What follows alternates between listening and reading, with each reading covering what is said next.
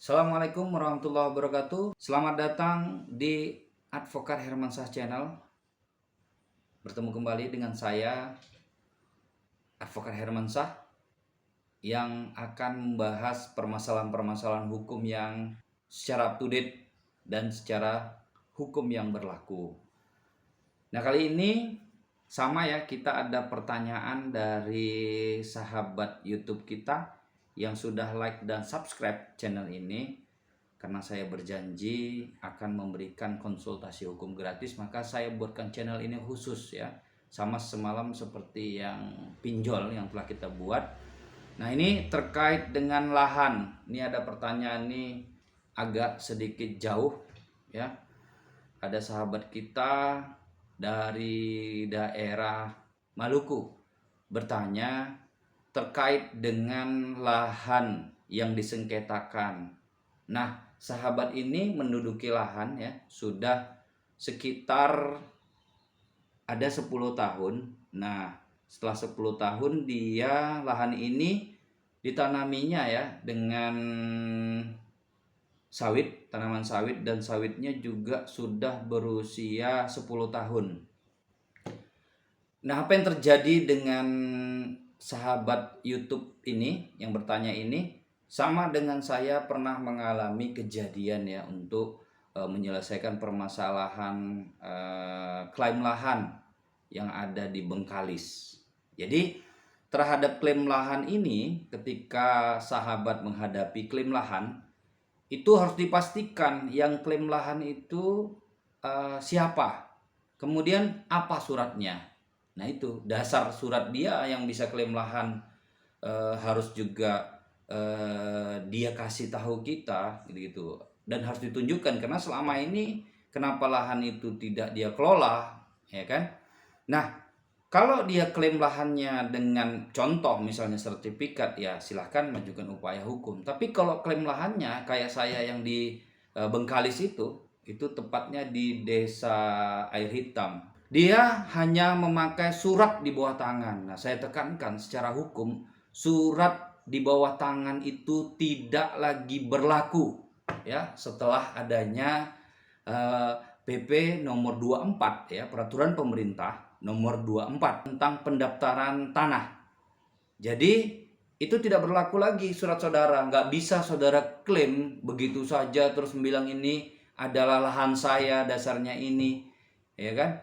Jadi setelah tahun 97 PP itu berlaku ya, tidak bisa lagi saudara mengklaim lahan orang dengan surat di bawah tangan. Apa namanya surat di bawah tangan itu?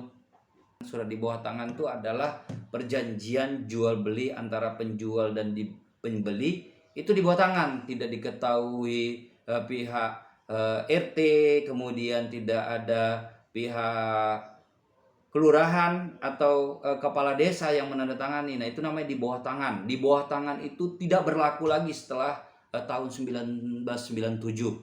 Jadi sesuai dengan peraturan pemerintah ya nomor 24 tahun 1997, saudara nggak bisa lagi mengklaim lahan itu adalah milik saudara karena surat saudara di bawah tangan. Nggak bisa seperti itu saudara klaim ya.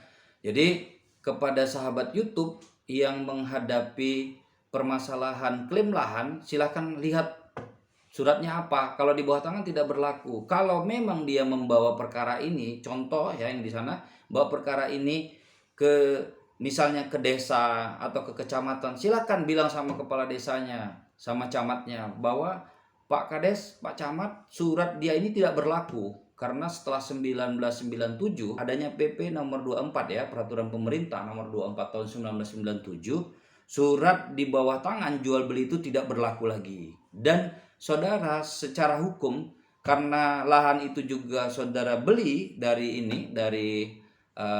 orang lain, kemudian sudah saudara bayar, apalagi surat saudara jual belinya saudara buat misalnya di kecamatannya atau ada di kelurahan, diketahui kecamatannya, itu sah dan saudara adalah seorang pembeli yang beritikat baik, jadi nggak bisa lagi dia klaim.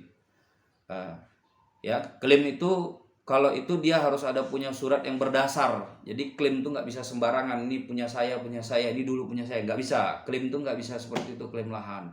Ya, kalau dia nanti mau mengajukan upaya hukum perdata ya terkait dengan gugatan, silakan, itu adalah haknya. Ya, argumentasi sahabat yaitu terkait dengan lahan yang itu, lahan yang saya beli, kemudian saya usahai, saya tempati dan usahai.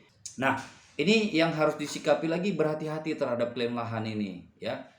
Klaim lahan ini ya bisa saja dia secara surat dia tidak lagi berdasar suratnya. Nah, tapi dia buat contoh, dia ukur, dia buat patok-patok.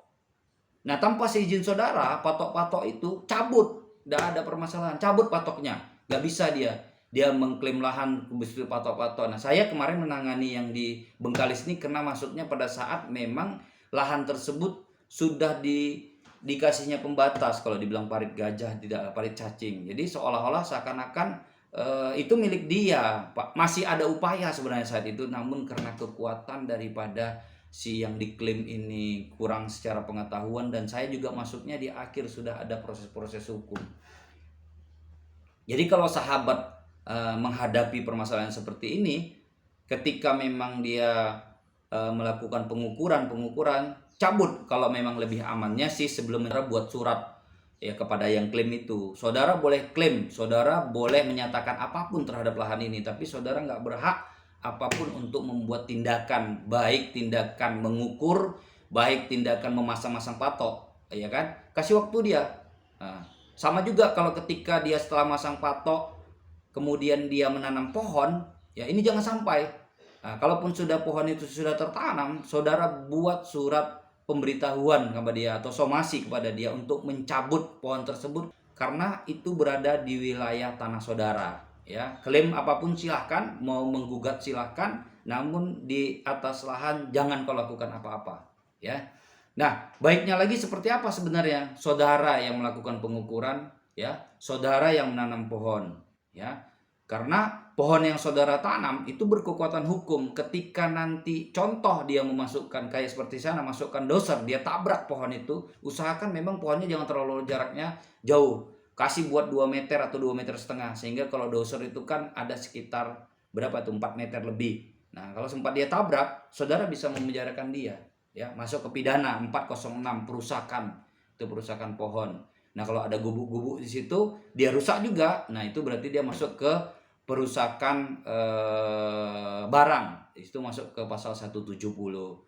Jadi memang jika Anda punya lahan harus Anda perhatikan. Terus jangan biarkan orang melakukan apapun di situ, jangan melakukan berkegiatan, karena setiap kegiatan yang Anda biarkan dia adalah uji coba.